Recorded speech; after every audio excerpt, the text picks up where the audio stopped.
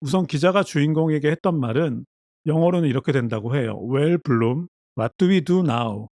First, let's have a bang, shall we? 이렇게 이제 얘기를 한 거예요. 뭐 할까? Let's have a bang, shall we? 그러니까 이 have a bang이라는 거는 성관계를 의미하는 관용어라고 하는데 이렇게 얘기를 하니까 카타리나 블룸이 이것에 대해서 bang, if that what you want, then bang 이렇게 얘기한 거죠. bang, 당신이 그걸 원해? 자 그럼 bang 하고 쏘아버린 건데 어떻게 북클럽 134번째 작품은 지난 1974년 발표된 독일 작가 하이니 벨의 카타리나 블룸의 잃어버린 명예입니다. 황색 언론이 한 개인의 삶을 어떻게 파괴하는지를 가장 극단적으로 보여준 작품이죠. 우리나라에서도 지난 2023년 어느 배우가 억울하게 사망한 사건과의 유사성 때문에 크게 화제가 된 적이 있는데 먼저 그 얘기부터 살펴보겠습니다. 먼저 유흥업소 실장의 진술을 토대로 어느 유명 배우가 마약을 투약했다는 언론 보도가 나왔고 그것에 대해 배우는 결백을 주장했지만 경찰은 그를 세 차례나 소환하며 그때마다 포토라인에 세워서 사진을 찍히게 했고 그리고 동시에 마약 투약 혐의와는 직접적인 관계가 없는 사적인 정보들이 단독이라는 이름으로 우리나라를 대표하는 공영방송을 비롯한 각종 언론에 매일같이 쏟아졌습니다. 그는 마지막까지 억울함을 호소하며 거짓말 탐지기 조사를 요구했지만 끝내 받아들여지지 않았고 결국 자신의 차 안에서 숨진 채 발견되었습니다. 게다가 그 사건 후에도 연예인에 관한 선정적인 기사들이 끊이지 않는 걸 보면 언론 개혁도 개혁이지만 독자들도 상황을 좀 더 냉정하고 객관적인 시선으로 보려는 노력이 필요한 시점인 것 같습니다.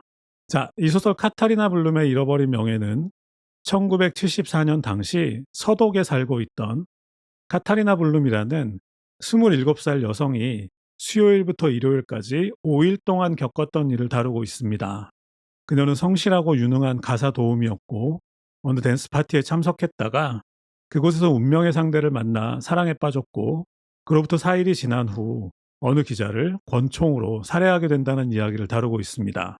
작가는 이 이야기를 일종의 보고서 형식으로 쓰고 있는데 그 며칠밖에 안 되는 짧은 시간 동안 언론이 언어의 칼을 이용해서 어떻게 한 사람의 인생을 망쳐버리는지를 냉정하고 객관적인 시선으로 보여주려 한 것 같습니다. 그럼 먼저 소설의 시대적 배경을 알아보고 줄거리로 넘어가도록 하겠습니다. 이 소설의 배경은 1974년입니다.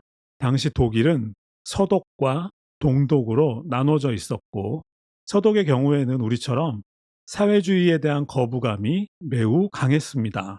그러다가 1968년 당시 독일 사회에 불만을 가진 젊은이들에 의해 대규모 무력 시위가 벌어지게 되는데 68년이면 체코에서는 프라하의 봄이 있었고 그 다음에 미국에서는 베트남전 반대 시위가 있었습니다. 그 68년 당시 독일 사회에 불만을 가진 젊은이들에 의해 대규모 무력 시위가 벌어지게 되는데 이들을 적군파라고 하죠. 이들은 백화점에 불을 지르기도 하고 또한 폭탄 테러나 자금 조달을 위한 은행 강도 그리고 요인 납치 등을 통해서 국가 시스템을 마비시키려고 했습니다. 이들이 이렇게 행동했던 가장 큰 이유는 당시 독일 지도층 중에 나치 출신들이 많이 남아 있었기 때문입니다.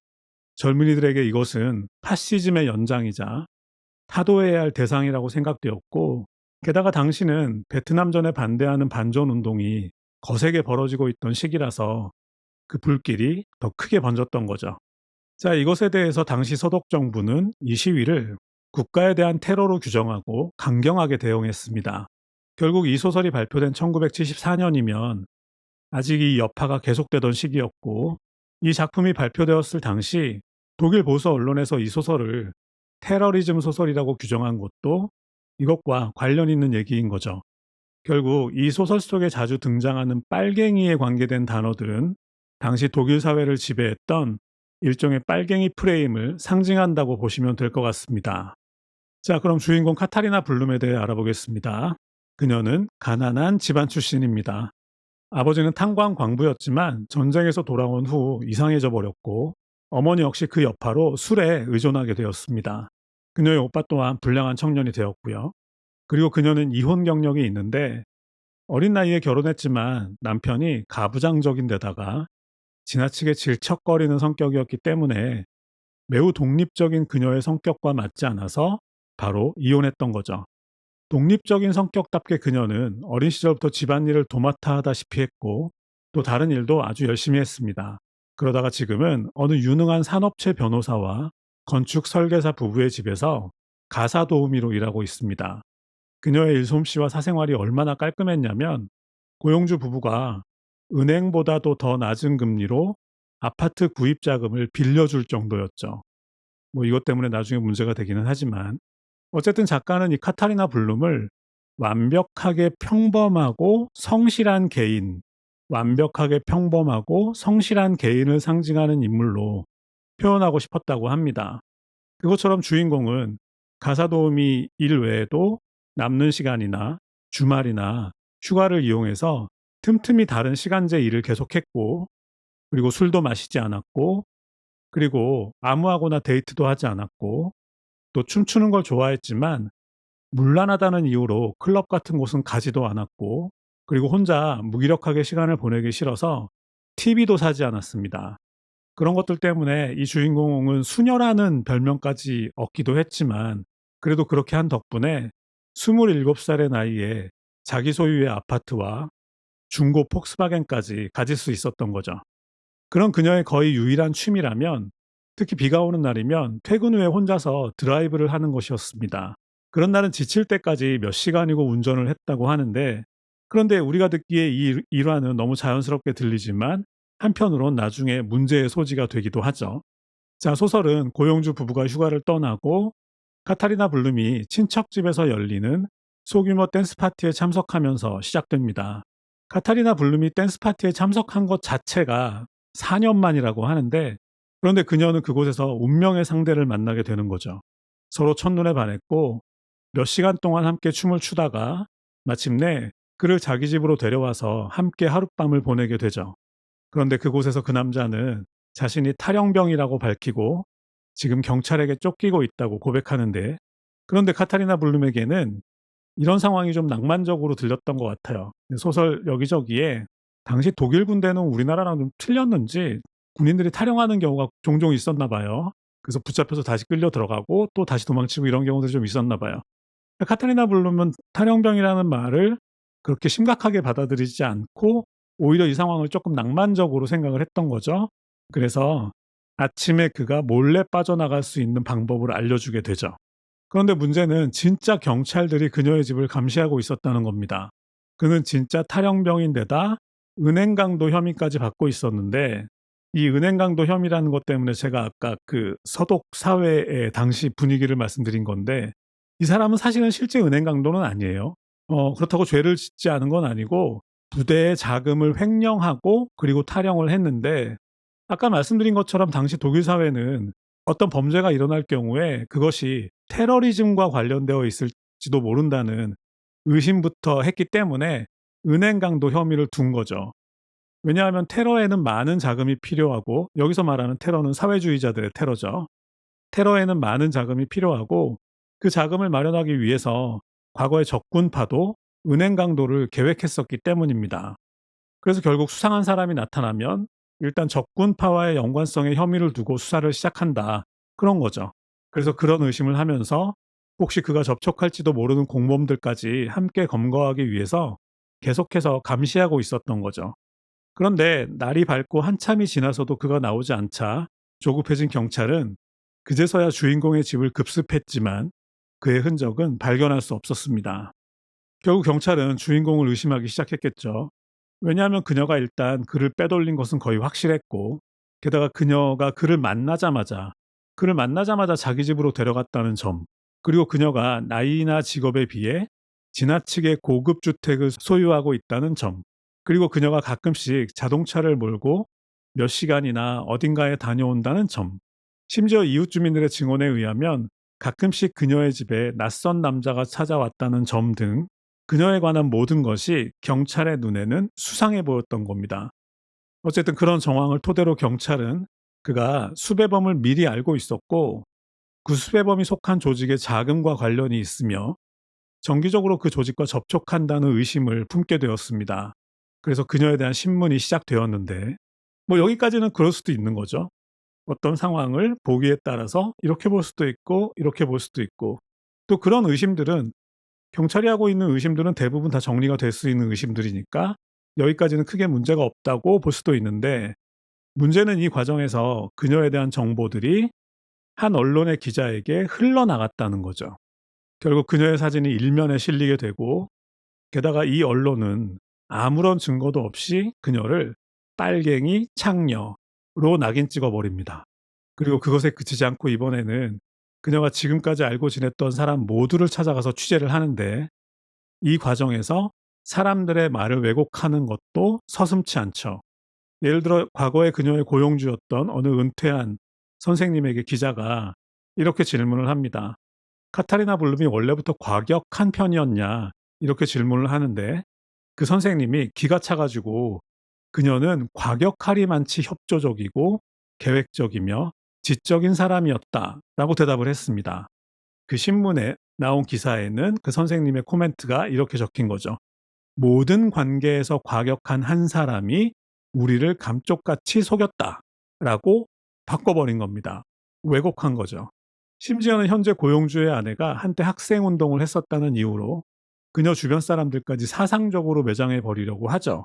결국은 이런 것들을 통해서 언론은 카타리나 블룸을 하루 만에 아무런 증거도 없이 빨갱이, 창녀라고 낙인을 찍어버린 겁니다. 결국 이렇게 해서 낙인이 찍혀버리고 나서 그 다음에는 당연히 이런 날조된 기사로 인해서 그녀의 집에는 알 수 없는 전화와 편지가 막 쏟아져 들어오기 시작한 거죠. 온갖 음담패설 아니면 뭐 악마여 회개하라 뭐 이런 온갖 편지들이 쏟아지기 시작했고 심지어는 암 수술을 받고 입원해 있던 어머니가 사망하는 일까지 벌어지게 됩니다. 결국 이런 상황을 도저히 참을 수 없었던 주인공은 기자에게 복수하기로 결심하는 거죠. 자, 이제 이야기는 결말에 도착했습니다. 먼저 주인공은 기자에게 인터뷰에 응하겠다고 말하고 그녀의 집에서 만나기로 합니다. 그리고 그래서 찾아온 기자는 주인공에게 이 말이 중요하죠. 나의 귀여운 블룸 양, 우리 일단 섹스나 한탕 하는 게 어떨까? 라고 말했고 주인공은 그런 그를 향해서 총을 탕탕 하고 쏘았다는 얘기입니다. 근데 이 문장이 상당히 재미있죠. 그래서 제가 독일어는 잘 모르니까 영어 판본으로 찾아보니까 뭔가 이게 그 언어의 유의가 들어있는 것 같잖아요. 그래서 영어 판본을 찾아보니까 우선 기자가 주인공에게 했던 말은 영어로는 이렇게 된다고 해요. Well, Bloom, what do we do now? First, let's have a bang, shall we? 이렇게 이제 얘기를 한 거예요. 뭐 할까? Let's have a bang, shall we? 그러니까 이 have a bang이라는 거는 성관계를 의미하는 관용어라고 하는데 이렇게 얘기를 하니까 카타리나 블룸이 이것에 대해서 bang, if that what you want, then bang 이렇게 얘기한 거죠. bang, 당신이 그걸 원해? 자 그럼 bang 하고 쏘아버린 건데 굉장히 지금까지 심각하게 전개되어 오던 이 소설이 갑자기 마지막에 언어의 유의로 마무리된다라는 게 너무 재밌어서 아 이것이 작가가 말하고자 하는 이 소설의 핵심인 것 같다라는 생각이 들어서 곰곰이 좀 생각을 해보니까 그 기자가 기사로 즉 언어로 그녀를 죽였다면 그녀는 그것을 언어의 유의로 받아서 실제로 그 기자를 죽여버린다는 의미인 거죠. 그러니까 작가는 아마 이 마지막 장면을 통해서 독자들에게 행위를 하라라고 얘기하는 것 같아요. 그들이 만약에 언어로 너희를 괴롭힌다면 너희들은 행위를 통해서 그들을 괴롭힐 수 있어. 이런 얘기를 좀 하고 싶었던 것 같아요. 그들이 그렇게 뭐 압도적으로 무서운 사람들 아니야. 너희들이 독자들이 어떻게 행동하느냐에 따라서 기자들은 네, 얼마든지 달라질 수 있어. 그러니까 그들이 언어로 너희를 공격한다면 너희는 그냥 행동으로 그들을 공격해 버려. 이러한 메시지를 주기 위해서 아마 이런 결론을 내린 것 같습니다. 게다가 후련한 얘기는 여기서 끝나지 않죠. 작가의 예상에 따르면 자신의 범죄 사실을 인정하고 자수한 그녀는 아마도 10년 정도의 형을 받을 것 같고 그리고 교도소에서도 물론 그 깔끔한 성격이면 모범수로 인정받을 것이고 그리고 감옥에서 출소한 후에는 그동안 금융기관에 저축해 놓은 그녀의 자산이 크게 불어나서 아마도 그때쯤 먼저 출소해 있을 그녀의 남자친구와 함께 그녀가 꿈꿔왔던 식당을 열 수 있게 될 것이다. 이렇게 예상하고 있는데 뭔가 이런 것까지도 보면 언론에 대해 한 방 먹이는 듯한 느낌이 들죠. 자, 실제로 작가는 독일의 빌트지라는 신문과 오랫동안 싸웠다고 합니다. 이 빌트지가 무슨 사건이 벌어질 때마다 그 혐의자를 전부 테러리스트로, 사회주의 테러리스트로 몰아갔다고 그래요. 그래가지고 그럴 때마다 작가가 하도 어이가 없어가지고 다른 언론에 몇 번 반박하는 글을 썼나 봐요. 그런데 이제 그럴 때마다 빌트지는 작가를 사회주의 빨갱이 작가라고 공격을 했다는 거죠. 그런데 이 빌트지가 지금도 그런데 워낙 독일에서 거대한 언론이라서 그 싸움이 작가에게 결코 유리하지는 않았지만 그래도 작가가 1972년도에 노벨 문학상을 수상하면서 조금은 싸워볼 만해졌다고 합니다. 보통 노벨 문학상을 타면 웬만한 세력하고는 싸울 힘이 생기는 것 같죠. 물론 안타깝게도 이 소설 발표 이후에도 빌트지가 망하거나 하지는 않았지만 그래도 전 세계 많은 사람들이 빌트지라는 이름을 들을 때마다 이 소설을 떠올리게 되었다고 합니다. 그리고 이 소설 이후로 사람들은 처음으로 글로 하는 폭력이 물리적 살인만큼이나 잔인하고 치명적일 수 있다라는 인식을 갖게 되었다고 합니다. 카타리나 블룸의 잃어버린 명예 소개는 여기까지 하겠습니다. 감사합니다.